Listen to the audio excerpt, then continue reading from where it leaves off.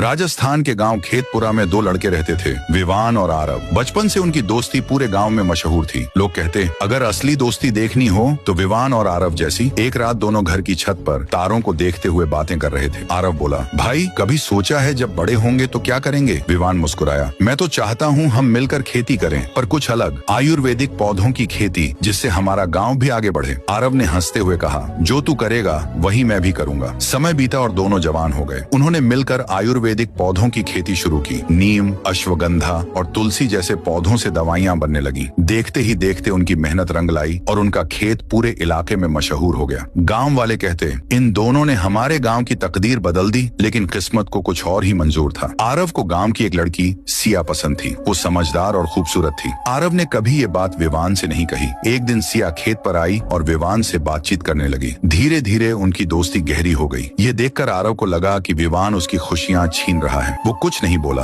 मगर अंदर ही अंदर जलने लगा। इसी बीच गांव का एक चालाक आदमी महेंद्र, जो कभी बड़ा जमींदार था लेकिन अब बर्बाद हो चुका था, मौके की तलाश में था। उसने आरव को बहकाना शुरू किया, तेरा भाई तुझसे सब छीन रहा है, खेती का नाम भी और सिया भी। धीरे धीरे आरव उसकी बातों में आ गया। महेंद्र ने खेत से कीमती पौधे चुरा लिए और इल्जाम